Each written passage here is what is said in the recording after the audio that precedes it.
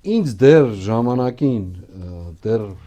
նոյեմբեր ամսին էին ասում, որ ձեր երկիրը ցանկանում են դարձնել տարածք,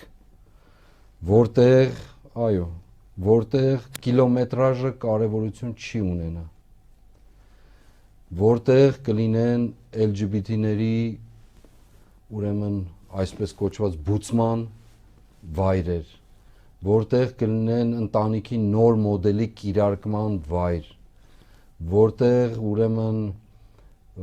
ինչպես ասացի, սահմանները կարևոր չեն, ազգային արժեքներ եւ այլն, սրանք մոռացեք ամբողջությամբ, որը կլինի թմրանյութերի տարանցիկ միջանց կամ կիրառման վայր, որը կլինի փողերի լվացման տարանցիկ միջանց կամ վայր, եւ այսպես շարունակ, եւ ամենաառանցքայինը, որ ասում էին, կիլոմետրաժը կարևոր չի, 5000 կլինի, թե 50000 կլինի, ոչ մեկին չի հետաքրքրել դա, եթե դուք այս փոփոխությունը չբերեք ձեր երկրում։ Կներեք ովքեր էին ասել։ Տարբեր ուժային կենտրոններ։ Ես ուղղակիորեն չեմ կարող ասել։